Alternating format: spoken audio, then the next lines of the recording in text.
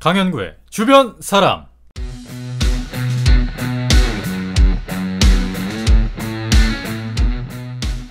안녕하세요, 강현구입니다. 극심한 스트레스를 호소하는 한 사람이 의사를 찾았습니다. 얼마나 스트레스에 시달렸는지 그는 의사에게 스트레스만 없애준다면 땅 문서라도 주겠다라고 말했죠. 그래서 의사는요, 땅 문서를 받고 작은 봉투를 내밀며 도저히 스트레스 때문에 견딜 수 없을 때 봉투를 열어봐라 라고 말했습니다. 며칠 뒤 봉투를 받아갔던 사람이 노발대발하며 병원에 찾아왔습니다. 도대체 이딴 게 비법이냐 라고 소리를 질러댔죠. 그 봉투에는요, 죽어라 라고 적혀 있었거든요. 의사는 그 사람을 진정시키고 이렇게 말했습니다. 살아있는 모든 것들이 스트레스를 받지 않으려면 죽는 수밖에 없다. 그러니 스트레스는 없애는 것이 아니라 관리하며 사는 거다. 그리고 땅 문서는 다시 돌려줬다고 합니다. 어떤가요? 청취자 여러분들께서는 스트레스 잘 관리하며 살고 계신가요? 스트레스는 없애는 것이 아니라 관리하는 겁니다. 주변에서 중심으로, 중심에서 주변으로, 강현구의 주변 사람, 지금 만나봅니다.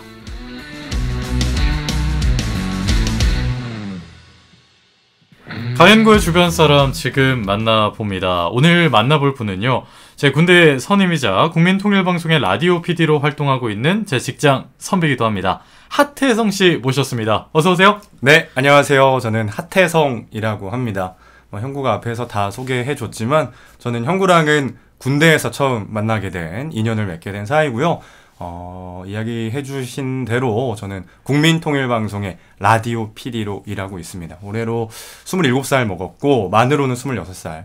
네. 저는 아직도 제 나이가 굉장히 어린 것 같은데 어리죠. 네네. 생각해보면 또 나이를 꽤 먹었더라고요. 아무튼 여기까지 제 자기소개 하도록 하겠습니다. 좋습니다. 사실 제가 간단한 자기소개 부탁드려야 되는데 바로 이렇게 이야기를 해주셔서 간단한 자기소개 필요 없이 바로 다음 질문으로 넘어가도 될 것 같아요. 요즘 어떻게 지내요? 저요? 네. 저는 9월, 10월, 11월, 12월이 굉장히 저한테 바빴던 시간이었기 때문에, 네, 작년에. 네. 요즘에는 조금 여유를 찾고 2024년에는 제가 하고 싶은 것들을 조금 찾으면서 재미있게 보내고 있는 것 같습니다. 좀 바쁘긴 바쁜데 주말에는 또 여유를 즐기고 좀 평범한 직장인의 삶이라고 할까요? 네. 그래서 저는 제 요즘 삶에 굉장히 만족하고 있고, 네. 주말엔 영화도 보고 산책도 하고 이러면서 다니고 있습니다. 좋습니다. 사실 우리가 되게 오랜만에 본 사이가 아니라 일주일에 5번은 보는 사이거든요. 너무 오래 보죠. 너무 자주 봐서 보고. 서로가 너무나 잘 아는데, 그래도 평소 맨날 만났지만 알 수 없었던 이야기에 대해서 오늘 강현구의 주변 사람 한번 이야기 다뤄보도록 하겠습니다. 본격적으로 강현구의 주변 사람 2화죠. 하태성 편 시작해보겠습니다. 첫 번째 코너인데요. 인물탐구 9999 시간입니다. 제가 태성씨한테 9가지 질문을 할 건데요. 단답으로 최대한 빠르게 질문에 대한 답변을 말씀해 주시면 되겠습니다. 단답으로요. 제가 인물탐구 하면 태성씨는 9999 이렇게 말씀해 주시면 돼요. 제가 9999 해야 되는 건가요? 네네네. 알겠습니다. 자, 준비되셨을까요? 네. 가겠습니다. 9가지 질문으로 현구 친구를 심층 탐구합니다. 인물탐구 9999! 첫 번째 질문입니다. 이름과 이름에 담긴 뜻은? 저는 하태성이고요. 클태 성인 성자를 써서 커다란 성인이라는 뜻을 가지고 있습니다. 네. 두 번째 질문. 가족 친구들이 자주 부르는 별명은? 친구들은 하태성의 하태만 따서 하태하태 이렇게 부르고요. 네. 동생들은 저한테 이제 태성을 편하게 부르면서 띠슨? 이런 식으로 별명을 부르고 있어요. 네. 이후에 이야기 나눠보는 거로 하고요. 세 번째 질문. 어릴 적 내 꿈은? 어렸을 때 의사랑 검사 꿈꿨습니다. 둘 다 사잖아요. 네 번째. 지금 내 꿈은? 지금은 방송하는 거 꿈꾸고 있고 아나운서 꿈꾸고 있네요. 좋습니다. 다섯 번째. 내가 좋아하는 3가지? 영화, 그리고 좋은 날씨, 그리고 또 사람들과 함께 보내는 시간? 좋습니다. 그럼 내가 싫어하는 것 3가지는요? 싫어하는 것, 추운 날씨 싫어하고요. 비둘기 싫어하고 담배 싫어합니다. 네. 다음 질문. 내가 가진 것 중에 가장 소중한 것은? 제가 가진 것 중에 제일 소중한 건 여태까지 받았던 선물, 편지, 뭐 찍은 사진 모아둔 상자가 있어요. 소중해요. 내가 가진 것 중에 이거 가장 버리고 싶다 싶은 것은요? 사실 그런 거 되게 많은데 요즘은 안구 건조증 버리고 싶습니다. 안구 건조증. 마지막 질문입니다. 나를 3가지 단어로 표현하면요? 이거 굉장히 어려운 질문 같은데 네. 평범한 사람, 다정한 사람, 좋은 사람. 여기까지 인물탐구 9999였습니다. 질문 하나하나에 대한 답변을 좀 짚어보죠. 일단 이름. 네. 하태성. 클태 성인 성자. 맞아요. 커다란 성인. 맞아요. 이 성자가 성인인가요? 성인인가요? 성인이요. 성인. 네. 우리가 현자 할 때 그 맞아요. 성인이요. 이름을 좀 누가 지어준 이름이에요? 이게 저희 큰할아버지가 지어주신 이름입니다. 저희 친가 쪽 큰할아버지가 저희 할아버지의 형이죠. 네. 네, 제 할아버지의 형님이 지어주신 이름입니다. 어때요? 근데 이름에 만족하나요? 전 좋은 것 같아요. 원래는 이제 별성이라고 다들 착각하시는데 네, 저도 그렇게 알고 있었거든요. 큰 별이 아니라 큰 성인이기 때문에 뭐 석가모니, 소크라테스, 예수, 뭐 부처 이런 분들을 성인이라고 하거든요. 네. 근데 이런 분들의 비견될 만큼 열심히 살아야겠다라는 생각을 제 이름을 보면서 저는 가끔 생각을 합니다. 큰 별이 아니라 큰 성인이다. 좋습니다. 그래서 가족하고 친구들이 자주 부르는 별명, 저는 하태하태 이건 알거든요. 뭐 군대 있을 때도 하태하태 이렇게 부르기도 했는데. 그죠, 선임들이 저보고. 일단 이거에 대한 기원이 뭐예요? 예전에 네. 뭐 저도 요즘엔 소개할 땐 하태성입니다 이렇게 소개를 해요. 네네. 입에도 잘 붙고. 이게 예전에 오션월드 광고를 지아코 씨가 찍은 적이 있어요. 네네. 핫하다에 이제 핫을 이제 핫해 하면서 랩으로 했던 그 광고가 크게 히트를 해서. 네네. 그 전에는 제가 뭐 테스 뭐 이런 식으로 별명을 불리기도 했는데 친구들한테 테스. 네. 태성을 좀 빠르게 줄여서 테스 이런 식으로 불리기도 했는데 요즘에는 핫해라고 많이 불리더라고요. 사실 그 테스라는 별명이 조금 이후에 딱 지어진 별명이었으면 아마 테스 형이라는 별명부터 얻을 수 있겠네요. 그러네요. 그 나훈아 형님의 노래가 조금 더 빨리 나왔으면 그런 별명을 얻었을 수도 있겠네요. 어쩌면 커다란 성인이라는 이름 뜻에도 잘 맞는. 소크라테스의 그거니까. 네. 테스. 네, 사실 태성 씨가 실제로 크기도 합니다. 신장이 커요. 키 좀 크죠. 키가 몇이죠? 제가 182.4. 점 4 은근 중요하거든요. 네. 근데 더 클 것 같은데 185가 안 넘네요. 안 넘어요. 182.4입니다. 사실 저는 그 군대에서 태성 씨를 처음 만났는데 되게 길쭉하고 또 태성 씨가 몸이 좋아요. 지금은 아니에요. 아니요. 근데 그때 군대 있을 때도 항상 그 체단실에 체력 단련 시간이 되면 혼자 밖에 나가서 철봉을 하면서 이 운동을 하곤 했는데, 그때 보면서 태성 병장님은 되게 몸이 좋으시다 이런 생각을 했던 것 같습니다. 부끄럽네요. 저도 사실 하태하태 이런 별명을 종종 쓰기도 하고요. 그런데 띠승, 요건 처음 들어요. 이게 동생들, 그러니까 이게 또 가족 관계에 대해서 좀 설명을 해주시면. 저희 어머니 아버지 계시고 저한테 남동생이 둘이 있습니다. 남동생이 2명이 있는데 제가 동생들을 굉장히 좋아해요. 네네. 동생들도 저를 편하게 대하고, 그래서 동생들이 그냥 띠승 뭐해?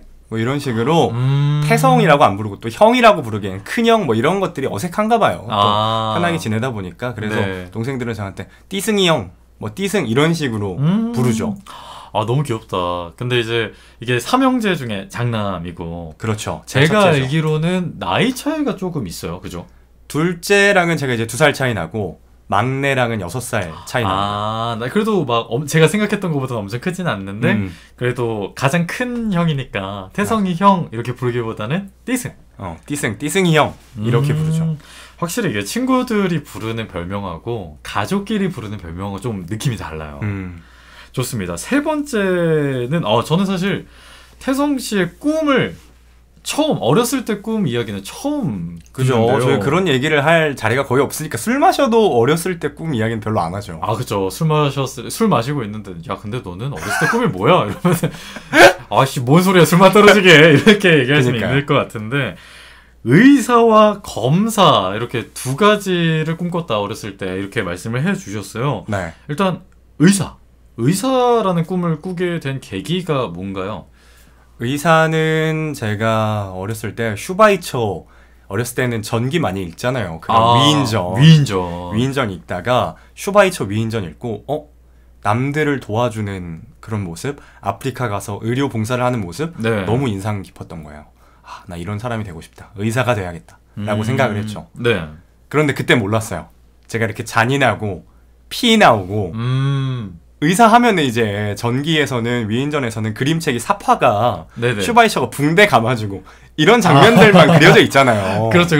뭐 붕대 갈아주고 약 처방해주고 이런 게 의사인가 보다 라고 생각했는데 알고 보니까 의사는 막 수술을 해야 되고 네. 칼로 막 뭘 째고 다시 막 꼬매고 안 되겠다. 나랑 안 맞는다. 너무 무섭다. 네. 라고 생각을 해서 의사 꿈은 그렇게 포기하게 됐죠. 아 그렇군요. 이게 확실히 근데 태성 씨가 항상 그 남을 위하는 그 마음은 같이 생활하면서도 좀 어렴풋이 알 수 있는 그런 부분이었는데 그런 부분이 사실은 예전에 슈바이처 위인전을 보고도 딱 그런 마음을 먹어서 의사를 꿈꾸게 됐다.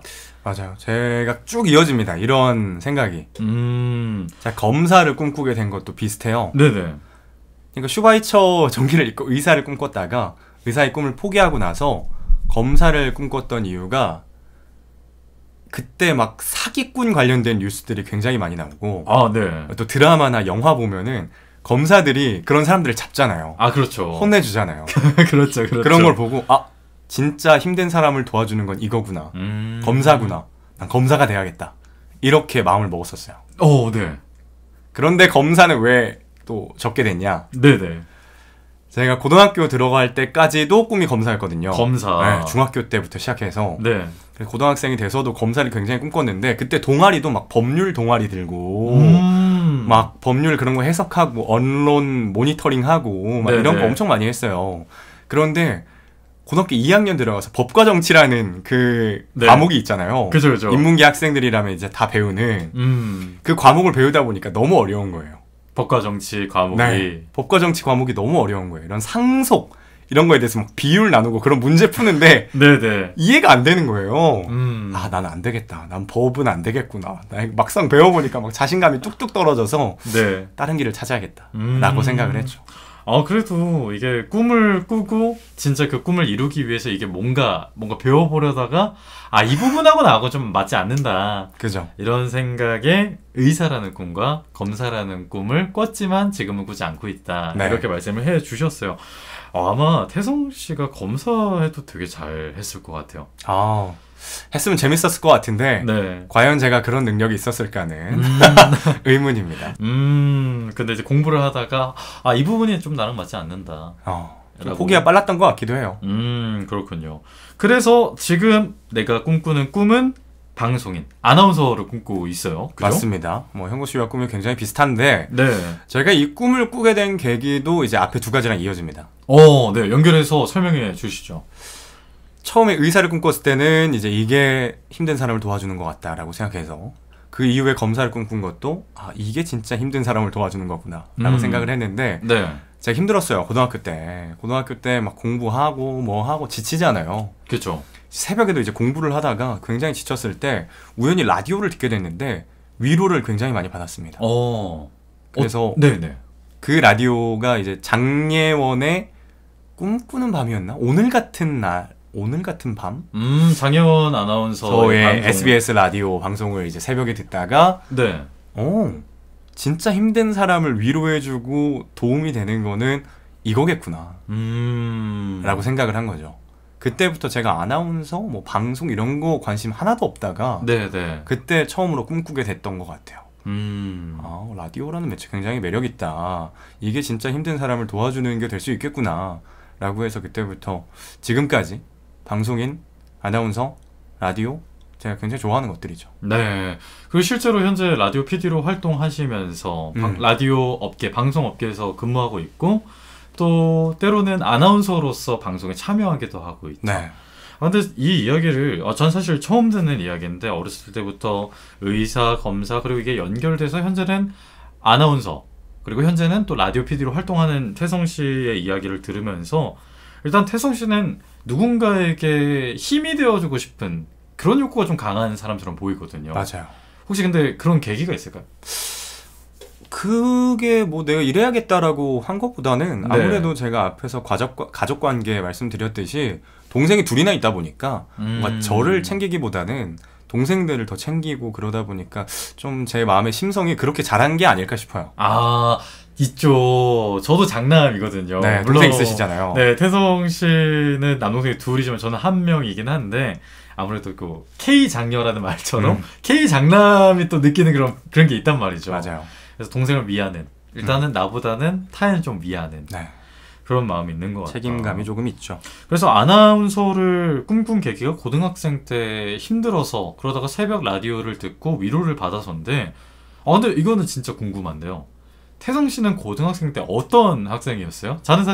저는 사실 태성 씨를 군대에서 만났기 때문에 성인이 된 이후에 만났기 때문에 고등학생 때 학창 어떤 시절 이야기는 네네네 모를 수 있죠. 그렇죠. 너무 궁금하더라고요.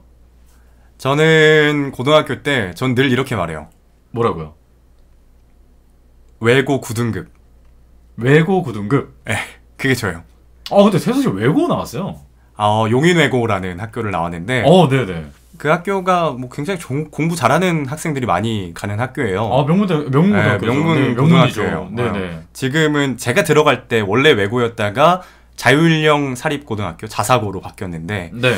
그 공부 잘하는 학생들 중에서 제가 늘 꼴찌였습니다.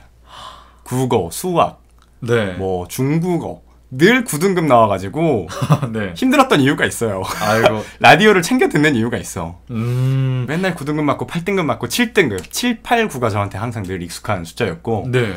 제일 잘 나왔던 게 역사랑 화학 이런 건 외우면 되는 거잖아요. 암기 과목이죠. 암기 과목이어서 열심히 공부해서 3등급인가 4등급 받아본 게 가장 높은 점수였던 것 같아요. 그 학교에서. 근데 진짜 이거는 완전 처음 듣는 얘기고 의외네요, 진짜. 그러면은 이제 개인적인 질문인데 그럼 내가 어찌됐든 외고 특목고니까 공부 잘하는 친구들이 모여 있는 거잖아요. 그죠.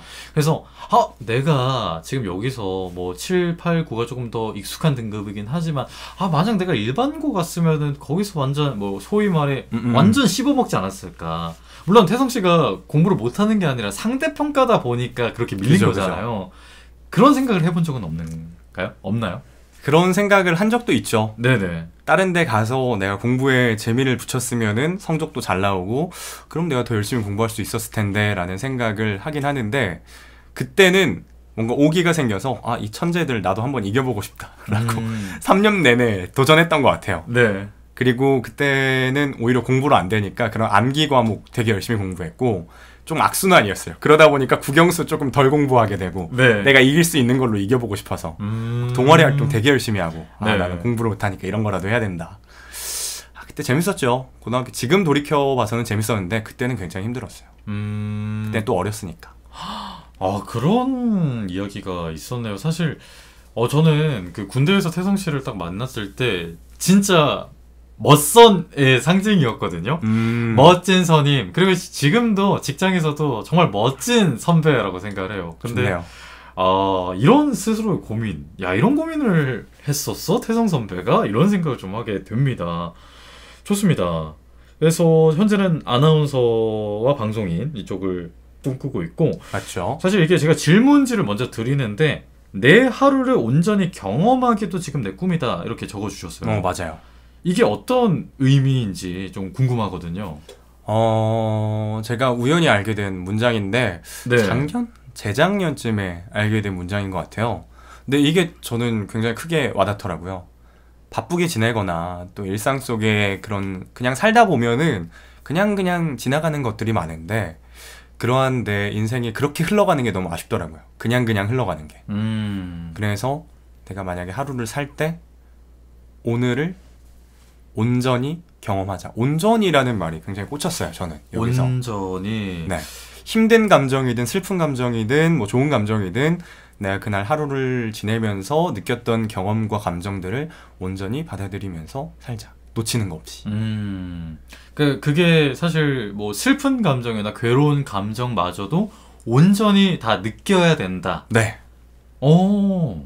그래가지고 우연히 알게 된 문장인데 이 문장이 되게 좋아서 하루하루를 온전히 경험하자는 다짐을 하자. 이렇게 살자라고 저는 제 직업적이나 그런 제 목표적인 꿈이 말고도 하루하루 살아가는 목표는 이런 꿈을 가지고 살아가고 있습니다. 아, 그러면은 한번 여쭤볼게요. 내가 한번 그 본인의 하루가 요즘 본인의 하루는 좀 온전히 경험하고 있나요? 네. 원래는 이제 아까 말했듯이 작년에 이런 다짐을 했음에도 불구하고 네.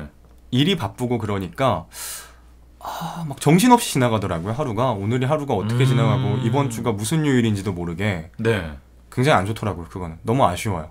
그래서 올해는 그리고 요즘은 그래도 하루하루를 오늘이 무슨 요일이고 오늘 어떤 걸 했고 오늘은 이런 감정을 느꼈고 오늘 날씨는 또 어떻고 이런 것들을 온전히 경험하기 위해서 제가 일기를 예전에는 이제 한참 쓰다가 네.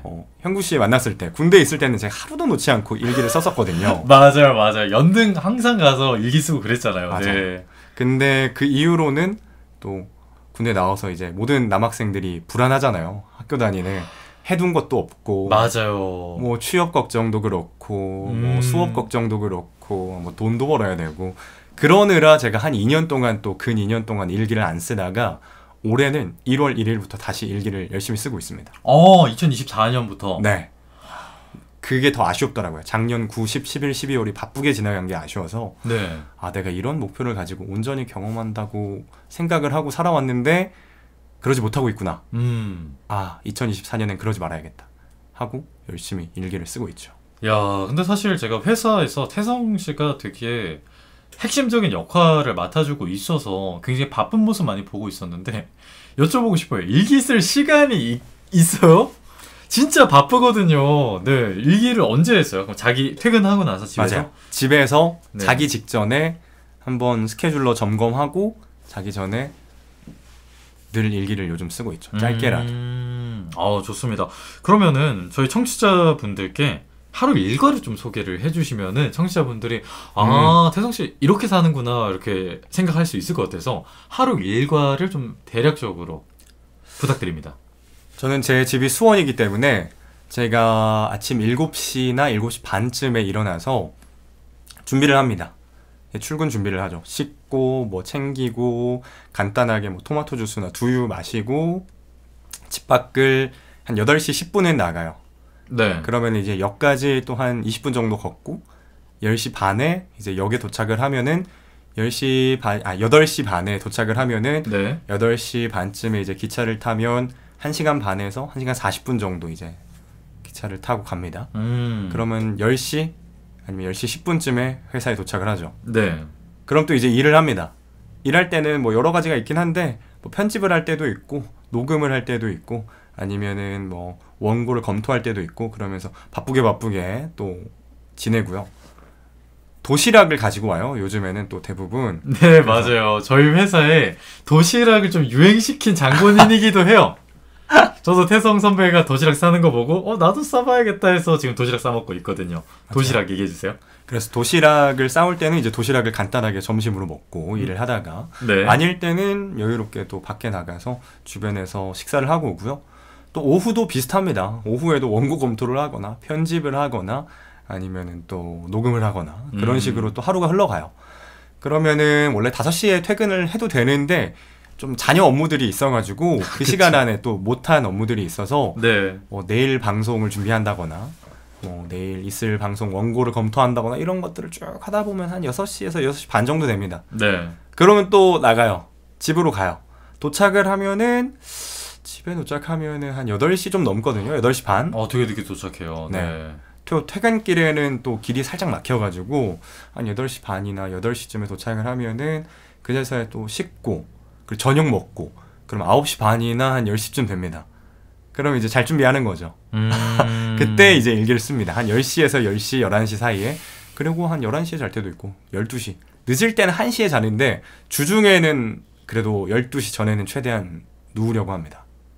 야, 사실 간략하게 설명을 좀 부탁드렸는데 듣는 내내 숨이 턱턱 막히는 이거를 온전히 경험하면은 벅찰 것 같다는 느낌이 좀 들기도 합니다만은 그렇습니다. 그 좀 놀랐던 거는 통근 거리가 좀 돼요. 그러니까 갈 때 기차를 1시간 40분 정도 탄다. 그죠.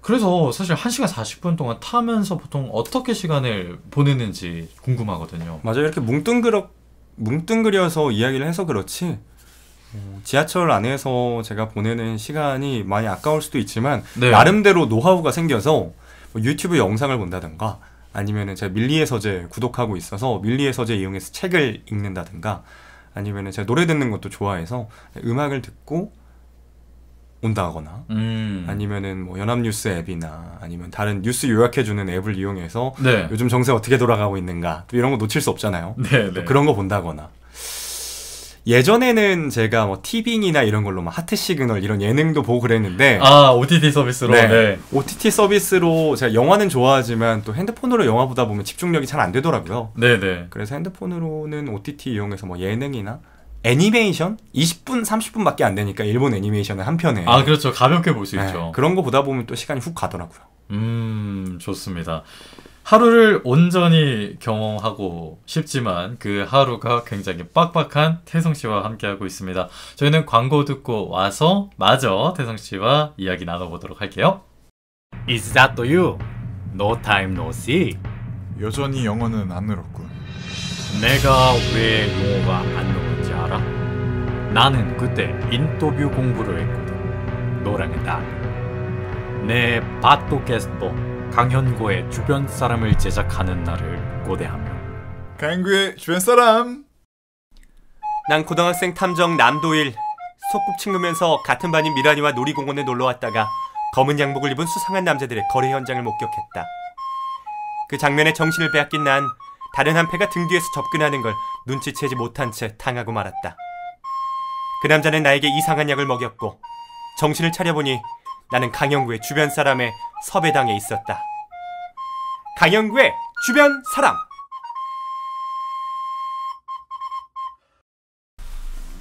여러분은 지금 강현구의 주변 사람, 제 직장 선배이자 군대 선임인 하태성 씨와 함께하고 있습니다. 워낙 말씀을 잘 해주셔서 좀 다뤄야 할 질문이 산더미입니다. 하나하나 빠르게 가볼게요. 네, 빠르게 가죠. 네, 5번째 질문. 내가 좋아하는 것 3가지를 영화, 또 좋은 사람과 함께하는 시간, 그리고 날씨. 네. 이렇게 3가지를 해주셨어요. 영화 이야기부터 하죠. 영화 굉장히 좋아하시죠? 영화 정말 좋아합니다. 아니, 저는 제가 군대 있을 때 태성 그때 당시에는 선임 하태성 병장이랑 영화 얘기하는 그 시간이 너무 좋았어요. 근데 이거는 처음 물어보네요. 영화를 좋아하게 된 계기가 있어요? 영화를 좋아하게 된 계기를 말하자면 네. 그런 게 없어요. 왜냐하면은 자연스럽게 스며든 것 같아요. 내가 영화 보는 걸 좋아하구나 라는 거를 문득 깨달았어요. 근데 영화도 제가 그냥 영화를 좋아하는 게 아니라 제가 영화관에서 보는 영화를 좋아합니다. 영화. 정말 진정한 영화 팬이시네요. 사실 영화는 극장에서 봐야지 그 온전한 맛을 느낄 수 있는데 그렇습니다. 그러면 내가 가장 좋아하는 영화가 뭔지, 그리고 영화의 매력은 뭔지 한번 좀 설명을 부탁드릴게요. 제가 영화관에서 영화를 보는 걸 좋아하는 이유가 네네. 영화관에서 딱 영화가 시작하면은 그 2시간만큼은 다른 세계에 있다가 온 느낌이에요. 맞아요. 네. 현실이 아니라. 그래서 저는 조금 여운이 남는 영화들을 좋아합니다. 현실에 돌아와서도 그 세계의 맛을 계속 머릿속으로 느낄 수 있는. 그래서 저는 결말이 좀 잔잔하고 여운을 남겨주는, 그리고 메시지가 강한 그런 영화들을 좋아하는데, 아니면 나한테 생각할 거리를 던져봐주는, 그냥 웃고 떠드는 재밌는 영화도 좋지만 네. 저는 이런 영화들을 주로 좋아하는 편이어서 최고 영화를 꼽자면 굉장히 많은데 그 중에서도 그래도 제가 항상 이야기하는 건 라라랜드라는 영화. 라라랜드 좋아합니다. 사실 저도 라라랜드 정말 좋아하거든요. 영화 라라랜드를 내가 제일 좋아하는 영화 중 하나다. 많고 많은 영화 중에 꼽아왔는데 그 라라랜드인 이유에 대해서 좀 이야기를 부탁드립니다. 자, 영화를 자주 보는 걸 좋아하진 않아요. 네. 똑같은 작품을 계속 보는 걸 좋아하진 않습니다. 왜냐하면 볼 영화가 너무 많아서 여러 영화들을 보고 싶어하는 마음이 크기 때문에 네. 한 번 본 영화를 또 보진 않는데 라라랜드 같은 경우에는 제가 한 4번 봤나? 네. 극장에서도 보고 TV로도 보고 유튜브로도 보고 핸드폰으로도 보고 그러면서 되게 자주 보게 됐던 것 같아요. 보면 볼수록 처음엔 이렇게 생각했는데 이렇게도 생각할 수 있겠구나. 이 인물들의 감정이 여기에서 변했구나. 심리가. 네. 이런 것들이 새로 발견되는 지점들이 또 좋더라고요. 그래서 또 라라랜드가 또 꿈이랑 사랑에 관한 영화이기 때문에 꿈이랑 사랑 또 제가 좋아하는 거거든요. 그렇죠. 네, 제가 좋아하는 두 가지이기 때문에 그 두 가지를 다룬 영화여서 라라랜드를 좋아하는 것 같습니다. 이해가 확 됩니다. 영화를 좋아하는 이유가 그 영화의 러닝타임만큼 완전 다른 세계로 들어갔다 나오는 그 느낌이 좋다라는 부분 말씀해 주셨는데 정말 사실 영화 라라랜드는 진짜 완전 라라랜드에 갔다 오는 그런 영화 맞아요. 잖아요. 그리고 또 극장에서 보는 걸 좋아한다라고 말씀을 해주셨는데 저도 라라랜드를 군대 싸지방에서 처음 봤거든요. 그래요? 그 식당 청소하고 나서 그 싸지방에서 뭐 볼 거 없다 하다가 그 OTT로 라라랜드를 보고 너무 재밌어서 극장 가서 한 번 더 봤거든요. 저녁 후에. 재개봉했을 때. 와, 근데 확실히 영화는 극장에서 봐야 되겠더라고요. 느낌이 다르죠. 좋습니다. 그리고 두 번째로 여기 대본에 주말에 살랑이는 바람과 따스운 햇살 이렇게 굉장히 감성적으로 써주셨어요. 햇살, 날씨 좀 좋아하세요?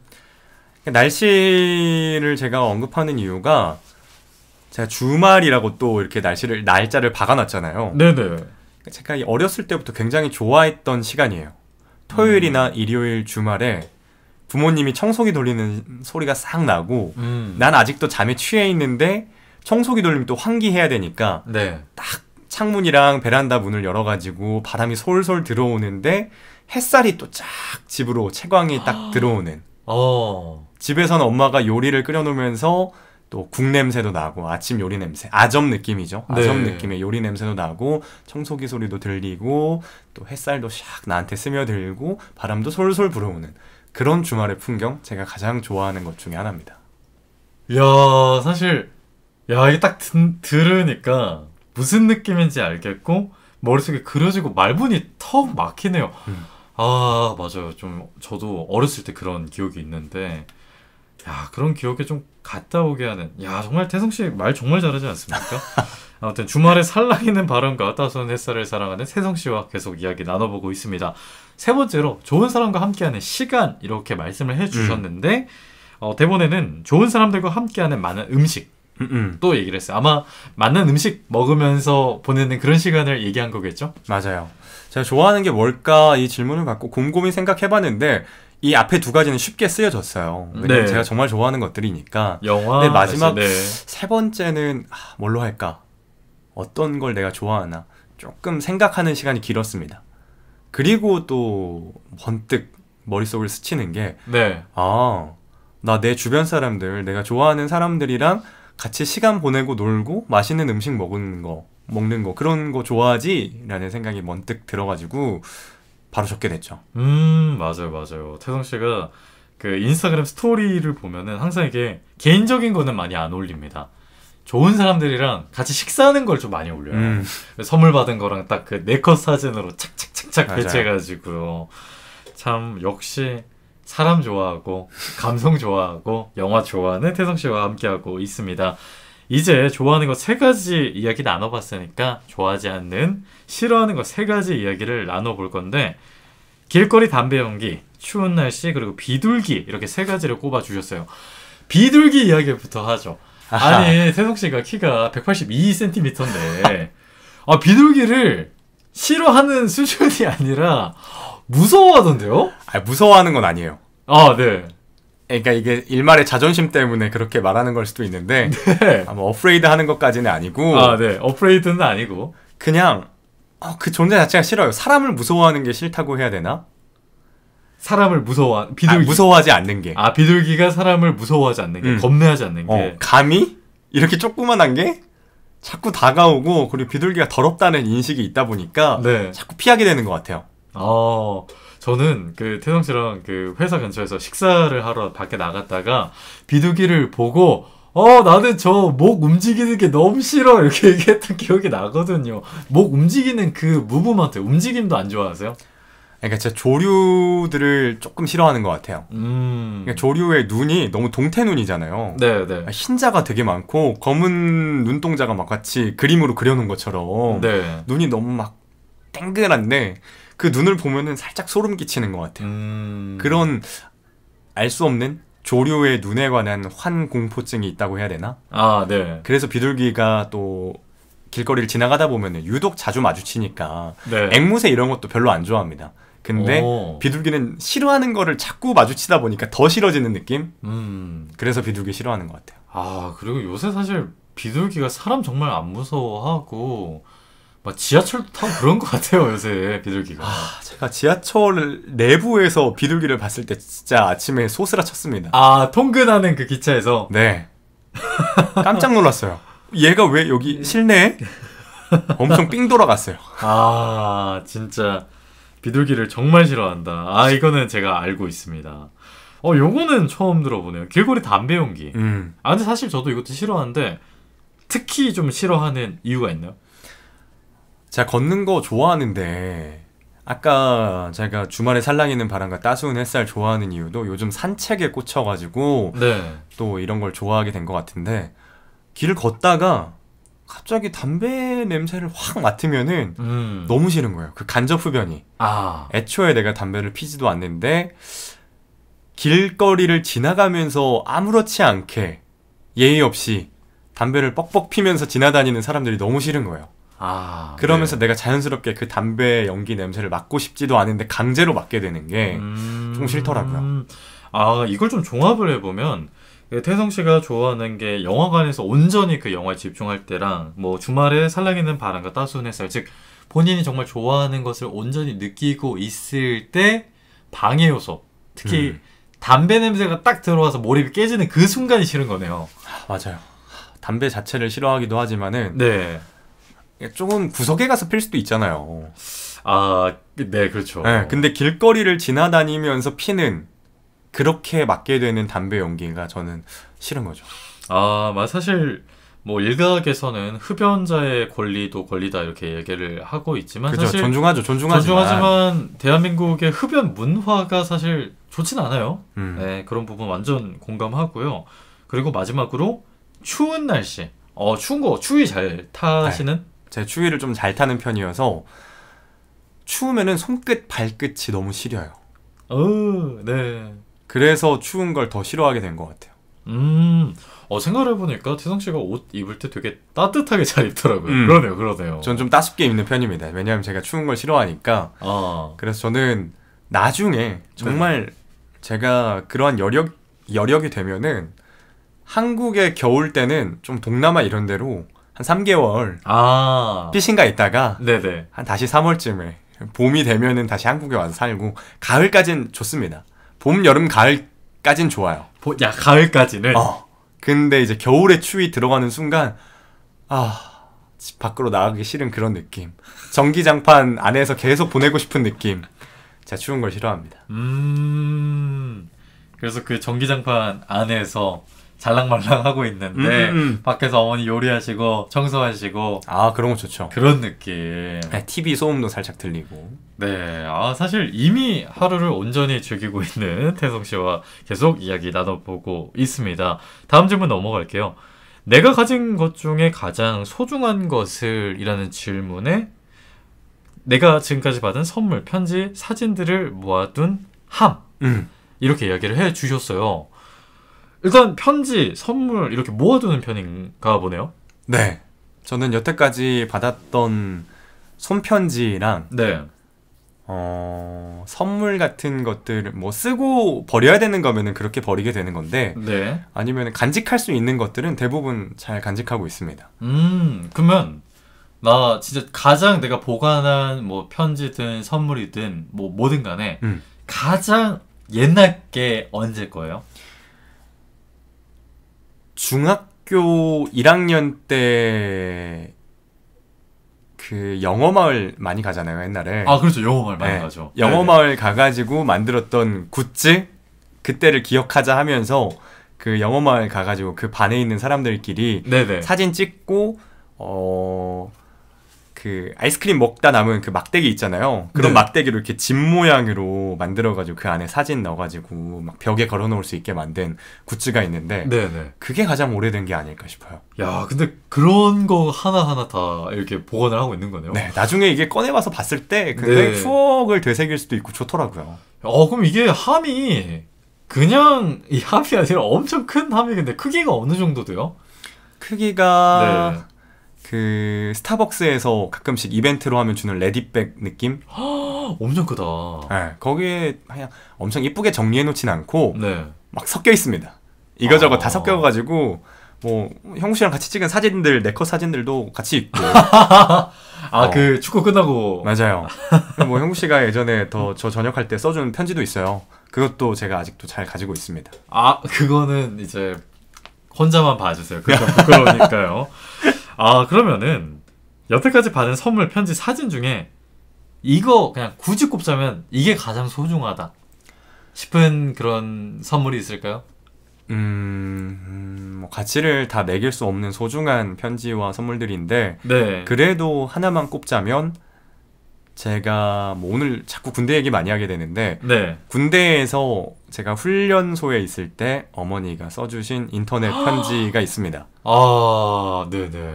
그거를 또 잘 모아놓은 게 있어서 아무래도 그게 제일 소중하지 않을까 싶어요. 뭐 실례가 안 된다면 대략 어떤 내용인지. 뭐 잘하고 있는지 뭐 걱정이 된다. 아무래도 세 아들 중에 처음으로 어머니가 아들을 군대를 보낸 거니까 엄마도 처음이잖아요. 네. 아들을 군대에 보낸 게 얼마나 걱정이 됐겠습니까? 그런 엄마의 절절한 걱정이 담겨 있고 엄마가 날 사랑하는구나 뭐 이런 것들을 굉장히 느낄 수 있는 편지여서 이 편지는 가끔 한 번씩 읽어보면은 조금 눈물이 날랑말랑 눈이 촉촉해지는 감성이 있어요. 네. MBTI를 물어보지 않았지만 MBTI가 뭔지 알 것 같은 혜성 씨와 함께 이야기 나눠보고 있습니다. 다음 질문 넘어갈게요. 이렇게 받은 선물들, 편지, 또 태성 씨가 워낙 좋은 사람이다 보니까 주변에서도 선물 정말 많이 주는데 이제 받는 거 말고 내가 가진 것 중에 나 이거 좀 버리고 싶어 하는 것 중에 안구 건조증을 이야기를 해줬어요. 안구 건조증? 네. 눈이 좀 건조하신가요? 제가 라섹을 했는데 네. 라섹한 이후에 안구 건조증이 좀 심해졌어요. 있어요. 네. 원래는 이런 걸 제가 달고 살지 않았는데 제가 그리고 아프지도 않은 편이에요. 제가 병이 별로 없습니다. 제가 입원을 해본 적이 없어요. 맞아요. 군대 있을 때 금강불개였습니다. 네네. 제가 좀 뼈는 잘 부러지는 편인데 뼈 부러지는 거는 깁스만 하고 입원을 안 하잖아요. 네. 수술 같은 것도 제가 받아본 적이 없고 제가 병원이랑 잘 안 친합니다. 그럼에도 불구하고 내가 가진 버리고 싶은 것들이 뭐가 있을까라고 제가 곰곰이 생각해봤는데 물질적인 것들은 또 굳이 버릴 건 없고 제가 애초에 무력이 없어서 많이 가지고 다니질 않아서 그런 것도 있지만 네. 뭘 버리는 게 좋을까? 이것도 고민을 굉장히 많이 한 질문인데 고심하다가 나 요즘에 안구 건조증 심한데 이거 좀 없어졌으면 좋겠다. 이게 아침에 일어났을 때 눈이 뻑뻑해서 일어나기가 힘들어요. 맞아요. 라섹. 저도 라섹을 해서 아침마다 눈이 좀 건조하긴 합니다. 네. 이게 내가 잠을 더 자고 싶은 게 아닌데 눈뜨기가 힘드니까 더 자게 돼버리는 그런 것도 있고. 핑계 아니에요? 아니요. 진짜 막 눈이 잘 안 떠져가지고 이걸 네네. 있다 보니까 잠이 취해서 또 자거나 그런 적이 많을 정도로 아침에 일하거나 뭐 점심에 일하거나 할 때 눈이 막 모니터를 자주 보다 보니까 막 뻑뻑해지기도 하고. 네. 안구 건조증 이것만 없어져도 좀 삶의 질이 높아지겠다라는 생각이 들더라고요. 그래서 사실 제가 그 직장에서 바로 앞자리에 있거든요. 태성 씨 자리가. 그 눈에 안약을 굉장히 자주 넣어요. 눈이 그 안약이 인공 눈물 이런 부분이 좀 안구 건조증 그런 부분인 것 같고. 네. 무력이 없다라고 했는데 뭔가 그래도 그 안경테가 굉장히 많잖아요. 그러네. 안경테가 몇 개죠? 한 7, 8개? 10개쯤 되려나? 10개 정도 되는데 네. 안경 이게 그 태덕 씨가 그 통근 출근할 때마다 안경테가 바뀝니다. 요일마다. 맞아요. 이 특정한 그 규칙성은 없는데 매번 바뀌거든요. 근데 안경테 이걸 꼭 여쭤보고 싶었어요. 안구 관련 얘기가 나왔으니까 안경테가 그렇게 많은 이유가 뭐예요? 제가 라섹을 한 이유도 여러 안경을 쓰고 싶어서 라섹을 한 거예요. 오. 제가 애초에 눈이 안 좋은 것도 있지만 제가 눈이 안 좋아서 라섹을 한 거는 사실 두 번째 이유고, 안경을 제가 도수 있는 거를 자꾸 맞춰가지고 안경을 끼다 보니까 자꾸 네. 부러지는 거예요. 아, 렌즈를 압축하다 보니까 네. 태가 못 견디네요. 네. 네. 그래서 안경을 또 제가 과격한 막 운동을 하거나 그러다 보면은 자꾸 부러뜨리고, 제가 또 조심성이 없어서 안경 자주 떨어뜨리고 옆에 뒀다가 제가 앉았을 때 부러먹거나, 그러니까 안경을 엄청나게 많이 부러뜨렸어요. 네. 중학생 때, 고등학생 때, 뭐 군대에서도 마찬가지고. 아, 맞아요. 있었습니다.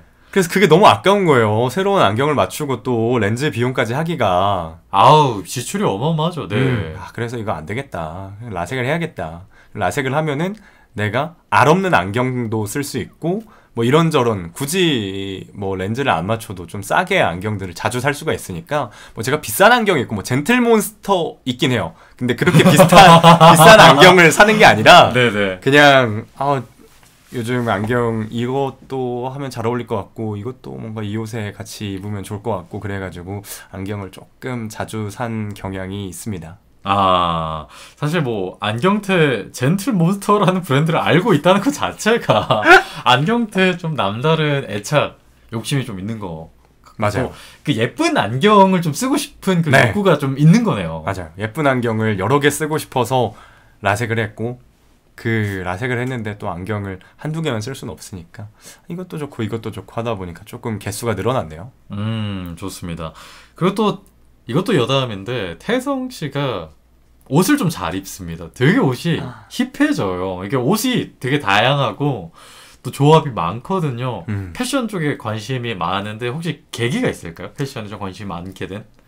제가 사실 옷을 진짜 못 입고 저는 옷을 편하게 입는 걸 좋아하는 편이어서 네.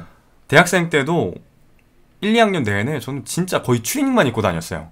추리닝이랑 후드티? 네. 편하니까. 지금도 후드티 제일 좋아하고 맨투맨이랑.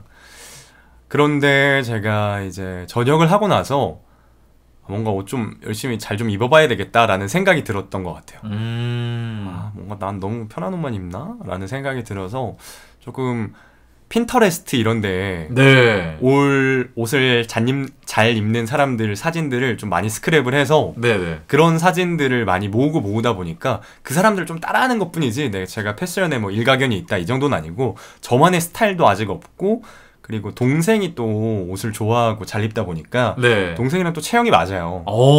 중요하죠. 네. 정말 좋다. 네. 그래서 옷을 다 공유할 수가 있어요. 삼형제가. 그래서 좀 아이템이 많습니다. 제가 산 것도 있고 동생이 산 것도 있고 막내가 산 것도 있고 이런 식으로 네. 좀 아이템이 많다 보니까 이렇게 스크랩 해놓은 사진을 보고 집에 있는 옷들이 많은 거예요. 굳이 새로운 옷을 사지 않아도. 그래서 네. 집에 있는 옷, 이거랑 이거 매치할 수 있고 이거랑 이거랑 매치할 수 있고 이렇게 이거 멋있는데 사진을 보고 이 바지 우리 집에도 있던 것 같은데 하면서 그냥 따라 입는 거죠. 패션에 일가견이 없을 수가 없는데요. 아, 그렇습니다. 그리고 또 사실 개성 강한 스타일을 또 좋아하세요. 실제로 헤어스타일도 장발도 한번 했었잖아요. 아, 맞아요. 이게 장발을 하게 된 계기도 있어요? 장발은 제가 사실은 솔직하게 말씀드리자면은 네네. 미용실 가는 게 너무 돈이 아까워가지고 아, 그건 좀 경제적인 이유였구나. 네. 그러니까 장발을 하게 된 게 제가 원래는 네. 미용실 이런 데를 자주 다니다가 바버샵을 다니게 됐어요. 근데 바버샵. 바버샵이 좋더라고요. 깔끔하게 잘 잘라주고. 아우, 그러면 뭔가 좀 남자다워. 남자다운 느낌으로. 있어요. 근데 이제 짧은 머리를 하면은 티가 자주 나잖아요. 길어지면은. 그쵸. 바버샵을 자주 가게 되는 거예요. 아, 또 바버샵 비싼데. 맞아요. 바버샵 비용이 만만치 않거든요. 아, 그럼요. 블루클럽이 아닙니다. 바버샵이거든요. 네. 한 번 가면 돈이 너무 많이 깨지니까 왜 이렇게 머리 자르는데 돈을 많이 써야 되나? 라는 생각이 들어서 그냥 기르자. 무턱대고 기른 게 거의 한 9개월 길렀죠. 1년 기른 것 같아요. 거의 네. 그냥 무턱대고 미용실을 원래 장발로 가면서 좀 다듬어주면서 길러야 되는데 네. 저는 그냥 막 기르고 그냥 막 넘기고 다니고 그러면서 장발 굉장히 많이 여름도 버텨가면서 길렀던 것 같고 네.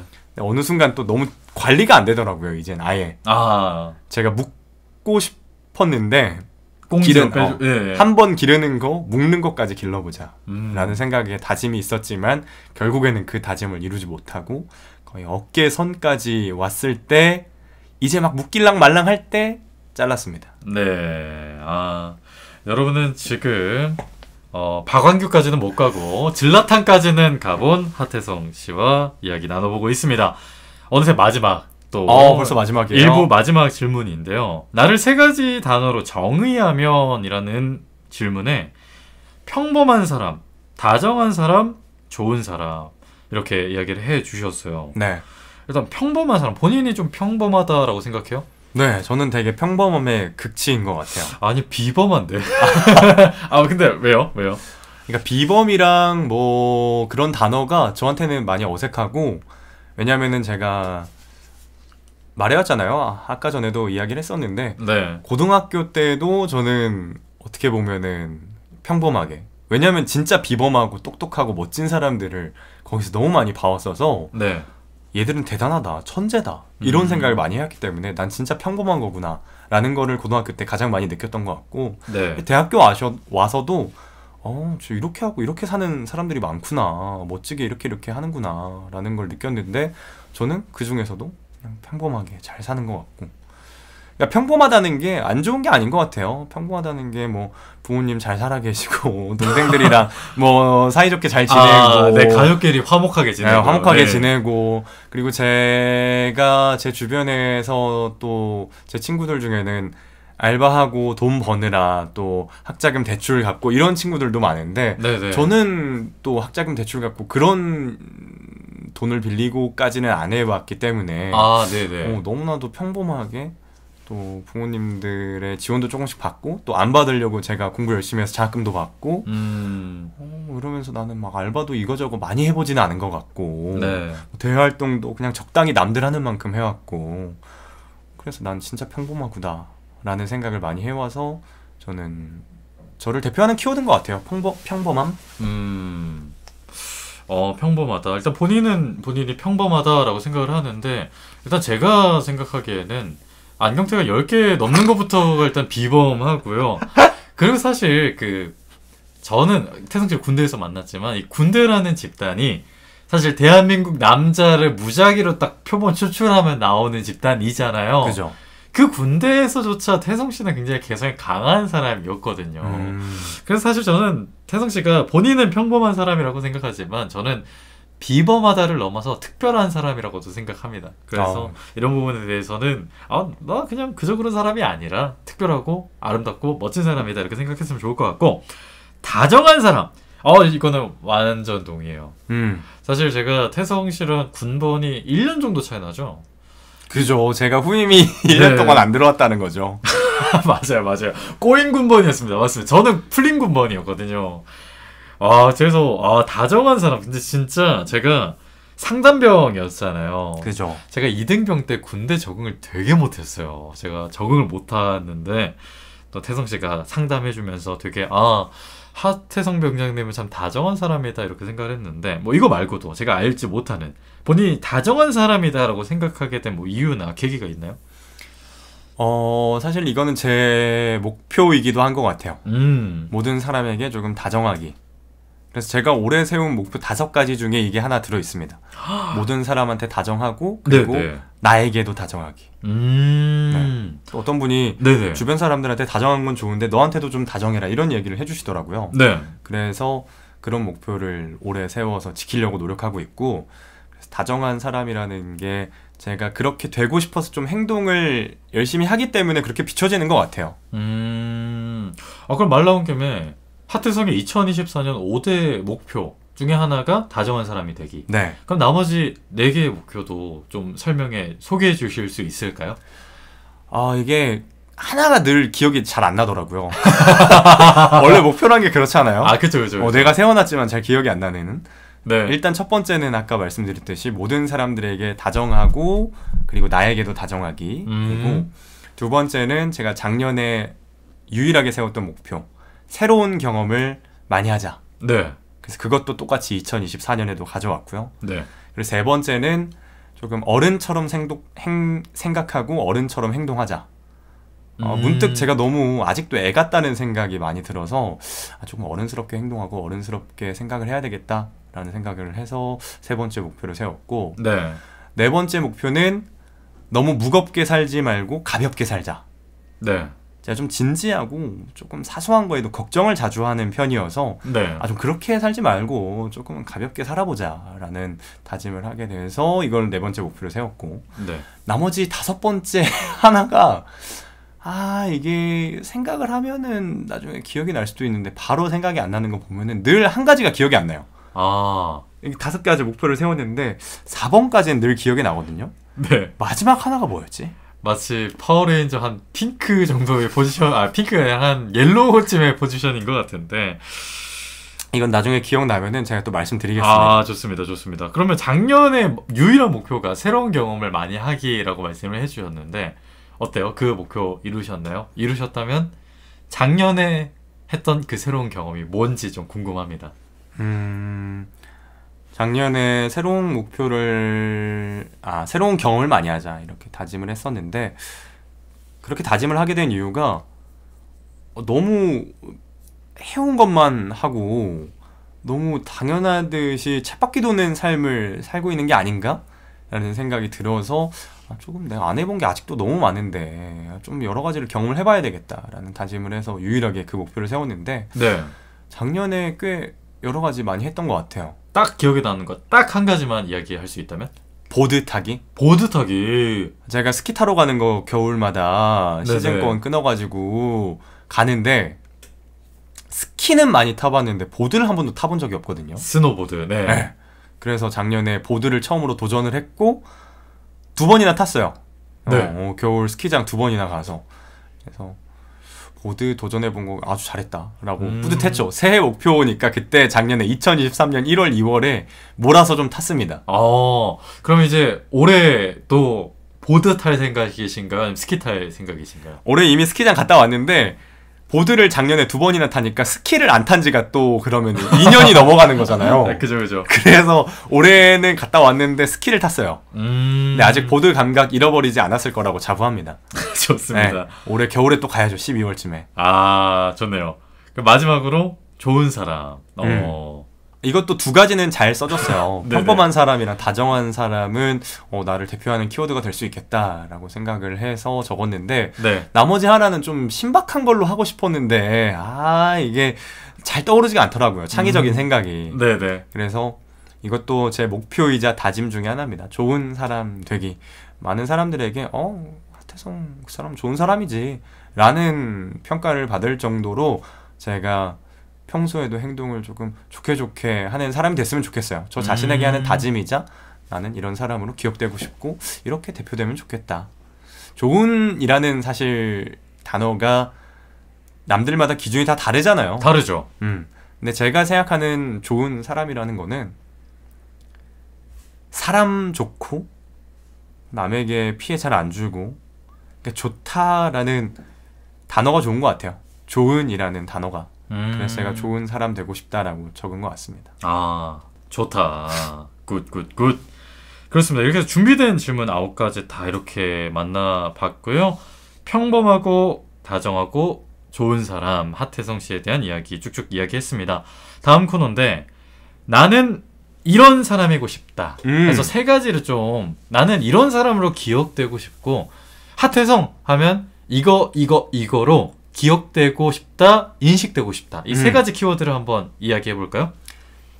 이것도 아까 말했던 거랑 더 이어지는 것 같은데 네. 좀 더 구체적으로 말씀드리면은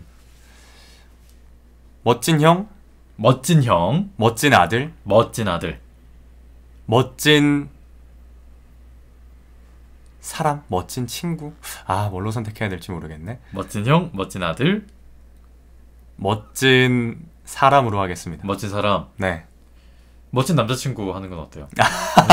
멋진 남자친구요? 네네. 그것도 좋죠. 멋진 남자친구 좋은데 이걸로 가겠습니다. 아, 멋진 형, 멋진 아들, 그리고 멋진 남자친구.